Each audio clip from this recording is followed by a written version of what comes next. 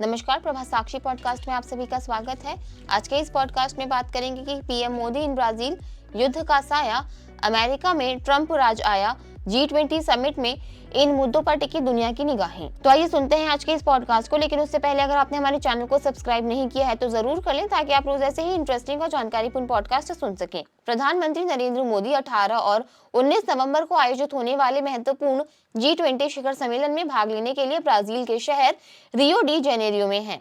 मोदी की ब्राजील यात्रा नाइजीरिया की एक महत्वपूर्ण यात्रा के समापन के बाद हो रही है, जहां उन्होंने राष्ट्रपति बोला अहमद टिनुबू के साथ द्विपक्षीय वार्ता की और भारतीय समुदाय के साथ बातचीत की।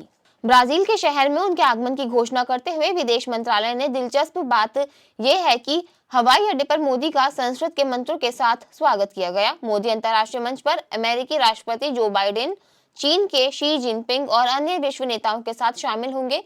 क्या है ट्रोइका? ब्राजील में मोदी ट्रोइका के सदस्य के रूप में 19वें G20 शिखर सम्मेलन में भाग लेंगे। भारत, ब्राजील और दक्षिण अफ्रीका के साथ G20 ट्राइको का हिस्सा है। ट्राइको में वर्तमान, पूर्ववर्ती और अगले G20 अध्यक्ष शामिल होते हैं और तीनों सदस्य G20 शिखर सम्मेलन की तैयारी में एक दूसरे के साथ सहयोग करते हैं।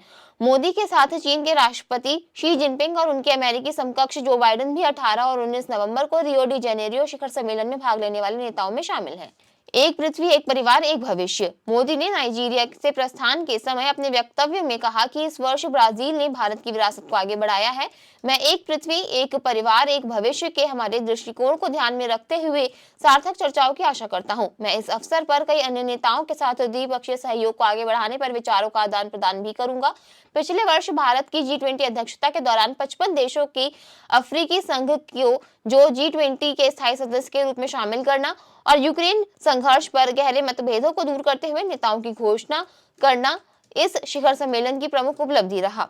G20 में मोदी। ब्राजील में G20 शिखर सम्मेलन में पीएम मोदी की उपस्थिति महत्वपूर्ण है, क्योंकि भारत, ब्राजील और दक्षिण अफ्रीका के साथ G20 ट्रोइका का सदस्य है। वह पिछले साल के भारत के सफल राष्ट्रपति पद पर भी आगे बढ़ना चाहेंगे, जिसके दौरान उन्होंने वैश्विक दक्षिण की प्राथमिकताओं को मुख्य धारा में शामिल किया। यह भारत की अध्यक्षता के दौरान ही था कि अफ्रीकी संघ की स्थायी सदस्यता सुरक्षित की गई थी और यूक्रेन संघर्ष पर गहरे मतभेदों सहित चुनौतियों के बावजूद नेताओं की घोषणा तैयार कर दी गई।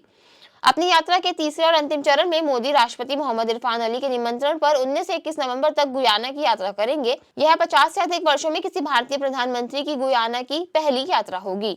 जलवायु परिवर्तन पर फोकस। G20 देशों का वैश्विक अर्थव्यवस्था में 85% योगदान है और जलवायु वित्त पोषण में सहायता करने वाले बहुपक्षीय विकास बैंकों के वे सबसे बड़े योगदानकर्ता हैं। वे दुनिया भर में 75% से अधिक ग्रीन हाउस गैसों के उत्सर्जन के लिए भी जिम्मेदार हैं।